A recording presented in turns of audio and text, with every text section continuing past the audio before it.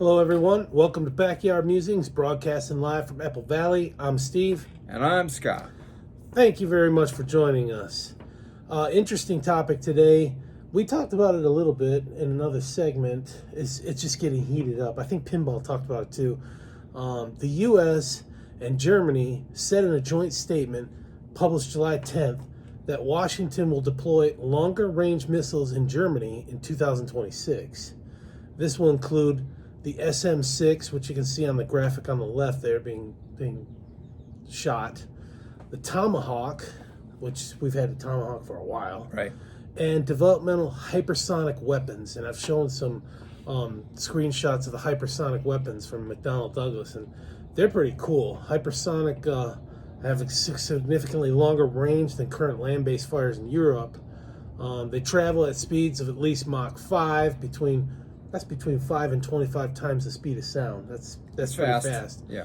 And are highly maneuverable and able to change course while in flight. That is cool. Right now, the ballistic missiles, they just go up and come down, but these hypersonics, they can maneuver around and switch a target, and they get there fast. Your tax dollars at work, right? Hey, lowest bidder, you know what I'm saying? Yep. The U.S. and Germany are exercising these advanced capabilities. Exercising these advanced capabilities will demonstrate the U.S. commitment to NATO and its contributions to European integrated deterrence. It also pisses Russia off. And we're going to show you, let's just move on. We're going to show you the capabilities and how Russia can strike. Well, and not to stir the pot, but wasn't one of the things, controversial things that President Trump brought up about not a big fan of NATO, right? Unless they pay their Got to pay their fair share. Yeah. The rich have to pay their fair share, right? Yeah. Yeah, that's only right. So, okay. All right, a top Russian official, Sergei Ryabkov, Russian Deputy Foreign Affairs Minister, has issued a nuclear warning to NATO. It's kind of unstable, right? Yeah. Days after the U.S. Germany announced that it would be stationing developmental hypersonic weapons in the fatherland. The exact wording of the threat is that Moscow does not rule out any options. That's kind of vague. Yeah, Okay. and that's kind of throwing it down. It's not a bit, narrow threat. It's kind of, hey, we're not. Yeah. So We'll send bots to go kill you. yeah, and I don't think in this particular case, I don't think we're dealing with somebody like what's the guy's name over in Putin, North Korea? Kim, yeah. Kim. He's a little off center, but these guys are the cult of Kim. Yeah, and these guys are kind of, I mean, these are serious guys, right? I mean, they'll obviously Russians, wage war, right? Russians, they're serious, man. Yeah, I mean, let's ask Ukraine. So, all right, so whether Russia could deploy any nuclear missile in response to Washington, this is getting kind of serious. So this is like a fascinating game, like cat and mouse. Tit for tat, yeah. Right, going back to the 60s, right? Russian missile crisis and stuff. Cuban missile crisis. So Russia's deployed a SS-26, is that? Iskander missile in Kaliningrad, and that's why the U.S. will deploy its missiles in Germany. My question is, why didn't Poland retake Kaliningrad when Russia retook Crimea? I don't know. Poland, I think they're kind of a... Can I explain? Absolutely, yeah, please do So, that. Kaliningrad to Russia is what Cuba is to us, other than Kaliningrad is Russian territory. It's not connected to Russia. It's like Alaska's not connected to the U.S. Right. It's got Lithuania, it's got Poland and Belarus. So it's off from mainland Russia. You know what I'm saying? It's like all by itself. And you can see on the graphic here, they took, the Russians took Kaliningrad from Germany in World War II. It used to be a Prussian German place for 684 years. Immanuel Kant, the philosopher, comes from Kaliningrad. Old history. They just took it and kept it. Okay, so we can probably skip down a little bit here, right? Because you just covered all that. Oh, sorry. That's okay. So the German defense minister, Boris Pistorius, not making this name up, said the world has become more uncertain than it was 5 to 10 years ago. We have to protect ourselves as best we can. Invasion of Crimea, March 2014, under Obama's watch. We got the invasion of Ukraine in 2022 under President Biden's watch. Yeah. This is kind of a pattern, don't you think? Yeah, it's a lot. It's a lot more dangerous now. No real invasions during Trump's watch. No. Yeah. So you bet the world has become more uncertain under Democrat rule. We need to bring back deterrence through strength. Obviously, that's. Also, Yevgeny Popov claimed that Kremlin had nuclear missiles lined up to take out a list of 7 Western capital cities, and I'm showing you this on this graphic here. It's in Russian, but I've translated. Not that I'm an expert in Russian, but I've translated the Russian cities into English words. The European capitals are Paris, France, Berlin, Germany, Prague, Czech Republic, Warsaw, Poland, Bucharest, Romania, Tallinn, Estonia, and Riga, Latvia.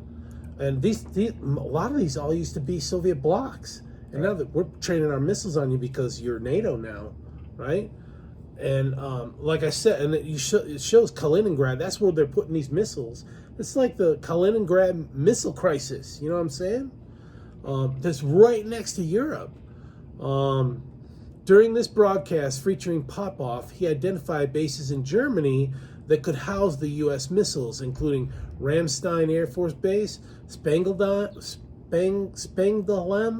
Patch Barracks, and Garmisch-Partenkirchen, also as possible targets. He also claimed that Britain is Russia's traditional enemy, indicating that 3 missiles will collapse the British civilization. For reals? That's their traditional enemy? Like they've been fighting for millennia? Yeah. I don't know what goes on behind closed doors in Moscow. Did the Queen piss Putin off or something? I don't know. But when you mentioned that this group of locations is right next to, they're bordering Europe, it would be like if we had this kind of conflict with Canada, right? Or Mexico. Same type of situation, right? Yeah. Pretty close. It's really close. Like Cuba is close, Yeah, right. So Popov, give you a little information. You can see this little graphic here. Hopefully the KGB is not coming out to kill us now, hopefully, but showing his dang picture. Popov, check out this guy. Popov was a Russian TV journalist, seriously legit, who covered the Orange Revolution in Ukraine and was even stationed in the U.S. and eventually started a news channel with his wife, also a journalist, called 60 Minut, which being interpreted as 60 Minutes. He kind of copied it from us. Yeah. When Popov returned to Moscow, he sought political office and served as the deputy of the 8th State Duma from the Moscow contingency. The Duma, like the House of Representatives, and the Senate rolled in one. It's unicameral, like Louisiana has a unicameral government. Popov is a staunch Putin supporter. Now, you tell me, are we closer to World War III or what? It's like these provocations of escalation. Well, and again, this is not like just a blanket statement, right? These guys are getting detailed about where they're pointing these missiles. How'd they get these missiles in if there's no land-based route? Did they fly them in? I mean, probably so. You saw that Russian missile, the SS-26. It's vehicle-based. Yeah, so it's mobile. How did they drive it in? Through Lithuania? Through Poland? No. Through Belarus. There we go. Through Belarus. That's how they did. Belarus is a staunch supporter. Duh. Yeah, so I guess one of the things would be, why are we not hearing more about this from our European allies, right? I mean, that'd be... I don't know. This is terrifying. I mean, you saw from the graphic how close they are to all these NATO countries. Yeah, no, Why didn't Poland take it back? Poland was part of Prussia. Take it back when Crimea was taken back by Russia. I mean, tit for tat. Well, it probably would have blown up into full scale. Yeah, that would have escalated into a war, probably. I guess it takes a world war to recapture this, I guess. But obviously, Russia is becoming much more aggressive than they were, 8 years ago. That's true, but does the United States have to escalate like that? Like they pulled out of this arms proliferation treaty, the U.S. did, because they thought Russia was doing shenanigans, chicanery behind the scenes. So they pulled out. So then Russia officially announced that they pulled out. You know, it's like an escalation that keeps going up and up and up. It needs to be de-escalated, brought down. Right. And Trump says that he can solve this Ukraine-Russia war immediately or quickly. Within a day. Do you think that he could de-escalate quickly too? He's a deal maker. I hope so, Yeah. because we're moving quickly towards World War III. You know, he mentioned something in his speech at the RNC the other night about how, you know, it's good to have a relationship with your enemies, even if they're your enemies. You know, no communication is not good communication, right? No, you keep them closer. Got your friends close, enemies closer. Yeah. You keep an eye on them. Yeah, I mean, he's only president to step foot into North Korea. Right. Sitting or non-sitting, the only one. Yeah. And they call him a dictator for that. Like, oh, they love each other. Dictators love each other, so they visit each other. That's not the idea. It's like when Nixon went to China. You know, they was Nixon a communist because he did that? No, absolutely not. Just trying to foster better relations. Better relations, right? So, anyway, good topic. All right, thanks, folks. We appreciate you joining us. We got a break tomorrow. It's Sunday, the Sabbath day. We hope you enjoy your Sabbath. We'll see you on Monday. Take care. Have a good weekend. Sorry for stealing your thunder.